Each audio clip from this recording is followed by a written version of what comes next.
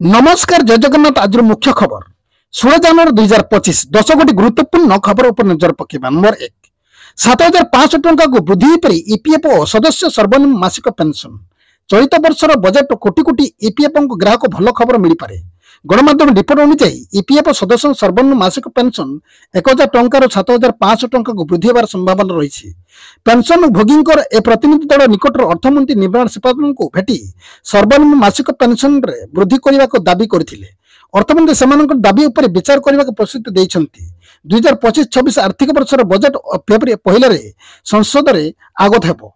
ए संपर्क में ईपीएस 95 जातीय आंदोलनकारी कमिटी जनवरी 10 तारिख सीतारमण को भेटिथिला। नंबर 2 खुशी खबर आज 80 वर्ष अधिक वयस्क मिल 3500 टंका भत्ता। वयस्क खुशी खबर आज 80 वर्ष अधिक वयस्क मिल 3500 टंका भत्ता। 80% ऊर्ध्व भिन्नक्षम भी उपकृत हेबे। मधुमेह भत्ता और योजना जातीय सुरक्षा कार्यक्रम अधीन भत्ता प्रदान करा जिवो। यह द्वारा 4,15,000 अधिक हिताधिकारी उपकृत हेबे। मुख्यमंत्री मोहन चरण मांझी केन्दुझर गस्तर थिबा बेले ए योजना शुभारंभ करिवे। गत 3 तारिख रे एने कैबिनेट निष्पत्ति निथिला। नंबर 3 आहरी बढ़िबो शीत 2 ରୁ 3 डिग्री तळक खसी पारद सतर्क कला पाणीपाग विभाग। शनिवार राज्यर शीत बढ़िबो। राति तापमात्रा 2 ରୁ 3 डिग्री खसिबो। अधिकांश स्थान राति तापमात्रा 13 ରୁ 15 डिग्री भीतर रहिबो बोली पाणीपाग विभाग पक्षर पूर्वानुमान कराଯାଇଛି। आज राज्यर किछि स्थान अधिक घनकुड़ी देखा जायछि। आज कोड़ाहांडी कंधमाल भद्रक घनकुड़ी दृश्यमान होइछि। सेपरि झारसुगुड़ा केन्दुझर संबलपुर कटक खोर्धा पुरी गंजाम और गजपति स्वल्प मध्यम धरणर घनकुड़ी देखा जायछि। आसंता काली झारसुगुड़ा केन्दुझर संबलपुर सुंदरगढ़ कटक खोर्धा पुरी गंजाम और गजपति घनकुड़ी दृश्यमान होगा नहीं आंचलिक पाणीपाग विभाग पक्षर आकलन कराଯାଇଛି। नंबर 4 देशर काया मेलाउची एचएमपीवी एजाए ओडिशा रही सुरक्षित।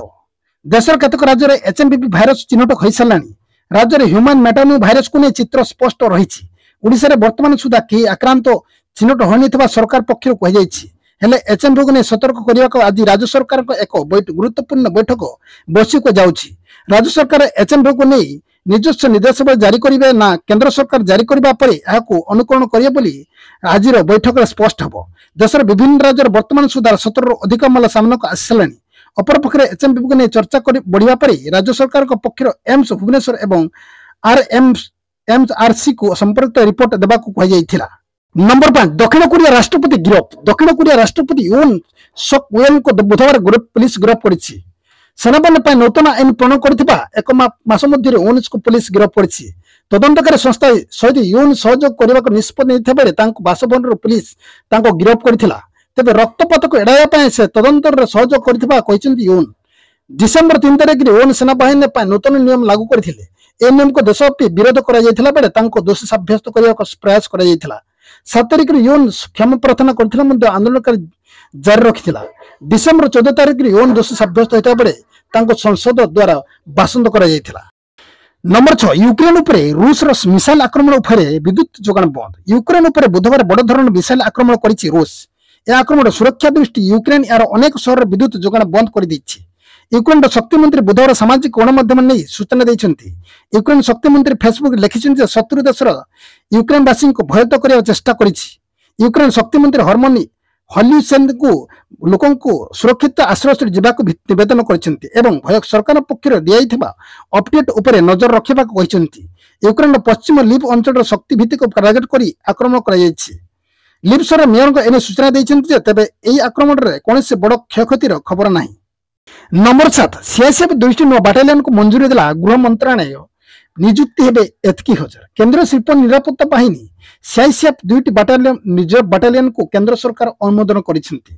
फलर बाटालियन संख्या 13 ରୁ 15 को पहुंची स्वराष्ट्र मंत्रालय पक्षरु एक विबृति रे कहि दैछि। से नुवा बाटालियन पाखापाखि 1025 कर्मचारी रहिबे एवं सेमानक तदारख करिया पई वरिष्ठ कमांडेंट स्तर अधिकारी को दायित्व दिया।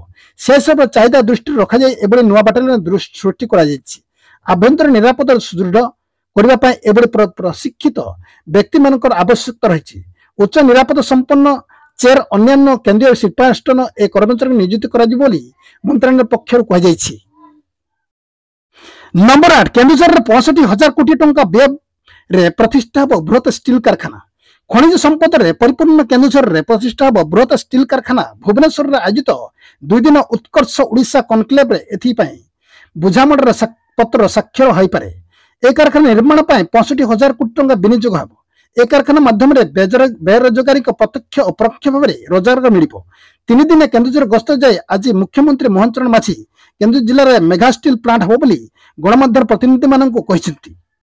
नंबर 9 श्रीमंदिर टड़ी पड़े सेवायत। श्रीमंदिर घटी अघटन। सेवा कार्य बेले टड़ी पड़े सेवायत।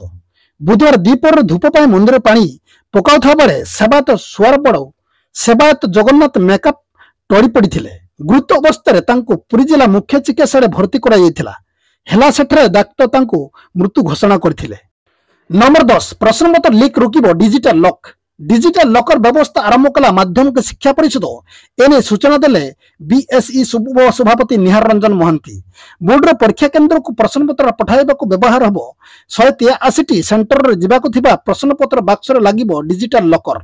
आसंदार 17 तारिख रे हेबाकु थिबा ओडिशा सेकेंडरी स्कूल शिक्षक योग्यता परीक्षा रे प्रथम थर पई व्यवहार करा जिवो। अन्यपटे चलित वर्ष मैट्रिक परीक्षार समस्त प्रश्नपत्र रे रहिबो वाटरमार्क। सेल्फ डिस्प्ले वाटरमार्क थिबा ए प्रश्न पत्र कोनसी पृष्ठर मोबाइल कैमेरा किंबा स्कैनर जरिया फोटो उठाइले से वाटरमार्क आसीजिवो। मैट्रिक परीक्षा रे प्रश्नपत्र भाइराल रोकिया बोर्ड पक्षर एबरी बड़ व्यवस्था होइछि। बस आज खबर को एठी रखिया पुणी नहीं आसबि नेक्स्ट अपडेट से पर्यंत विदाय नउछि। नमस्कार, जय जगन्नाथ।